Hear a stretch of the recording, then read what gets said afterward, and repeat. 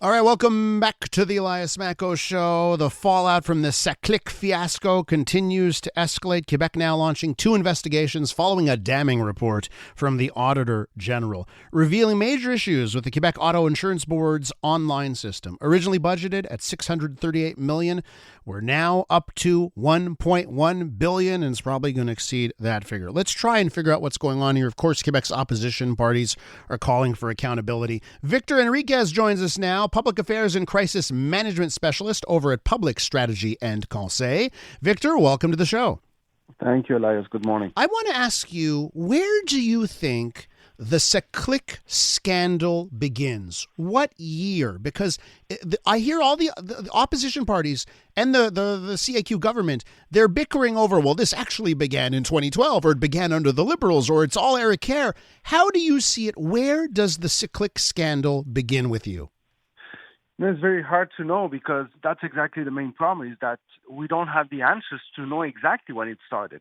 We know that the contract was given by the Liberals somewhere in 2014.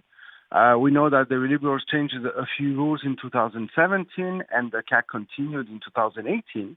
But what we don't know is when exactly the train came out, what happened, and those answers are the ones who we are waiting from the minister, and that's why the government is in this kind of scandal. But do we know what the failures were? Do we know, maybe it's from the Auditor General's report, how the SAAQclic project ended up off the rails? We know that one of the issues, and it's something that has happened before in all these kind of digital transformation projects. Because, what's the difficult part of digital transformation is that when you start a project, you never know enough of what you want the project to be at the end. You don't have all the information. We know that Henriquez asked the SAAQclic to add some authentication matters to this transformation. So the project changed a lot on the way. And in the last 4 or 5 years, what we know now is that this has made the cost exploding. And the Auditor General said that we think that the costs are going to be at $1.1 billion in 2027, but it's going to be a minimum. And there are so answers that we don't have today that the government is in a very bad position because of that. Transparency is lacking, accountability is lacking, and at the end, I think that competency is lacking too. And of course, the SAAQ government is the one that created this ministry, right? The Minister of Digital Transformation. Eric Kerr has been at the helm.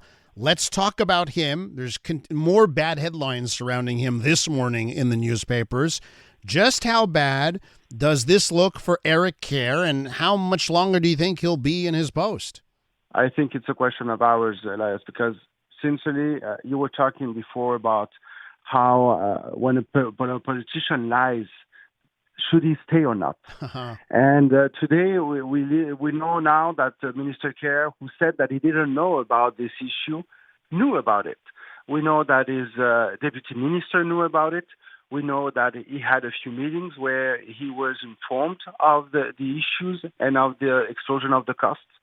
And the minister said from the beginning that he didn't know. So at this point, accountability is important. Ministerial responsibility is important too, and I think that Minister Kerr should resign, or the Prime Minister should ask him to leave, because you cannot be the Minister of Digital Transformation since 2018 and not be able to make this kind of projects work, and especially not knowing about these projects, knowing that it's one of the biggest transformation projects within the government. Question period is going on right now at the National Assembly. Victor Henriquez is with us on the line. He's a public affairs and crisis management specialist over at Public Stratégies and Conseils, and we're talking about the SAAQclic fiasco. So let me ask you, Victor, like I said, we've got a question period happening. I see Sonia Lebel answering questions. Geneviève Guilbeault has had to answer questions. Do you think the rest of the caucus now has turned on Eric Kerr as well? I think internally they're going to start to ask questions because right now everybody's taking the hit for him, in fact. And it's hard to understand why the Prime Minister is protecting his minister that much. I think that's something that we are waiting for answers to. But at the end of the day, we need 2 things here. First of all, we need to understand and to have more answers because we need to understand when this exploded when this went wrong. And we need to understand what we can do to make sure that in the next years, we're going to have several other digital transformation projects. We need to make sure that this doesn't happen again.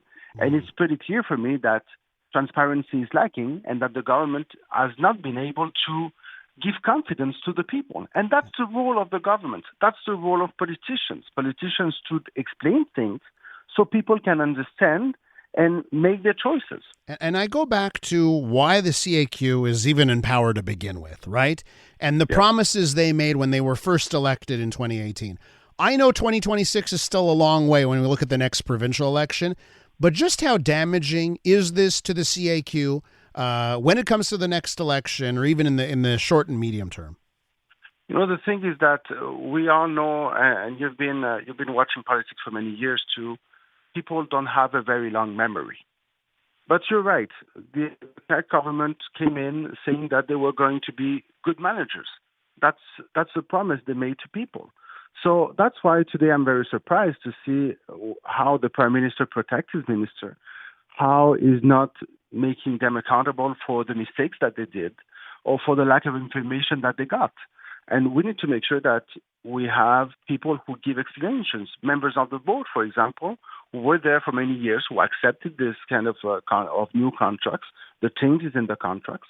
So that's why I think the inquiries that are going on are going to give us a few answers. But this is going to be a very long trial. And for the government, it's something that is showing that even if they promised us to be better managers, they are not that much better. Is there just something wrong with Quebec? Because it's every government promises this. We're going to be better. We're not going to fall into the same traps. And it's always the same story in this province. What does that say to you? Sincerely, it's not only in Quebec. It's something that you see in many other places. Digital transformation is very complicated. So we need to make sure that we have the good competency inside of the governments. And that's something that we need to think about. How we do to make sure that we have the good expertise inside of our governments to manage these kind of projects. And as you say, usually in the private sector, it doesn't go like this, because in the private sector, you hire the right expertise. In the government, sometimes it's pretty hard to hire the right expertise. So that's why we need to make sure that we put in place new structures who are going to help us with this kind of projects. And it's not only in digital, it's in many other fields.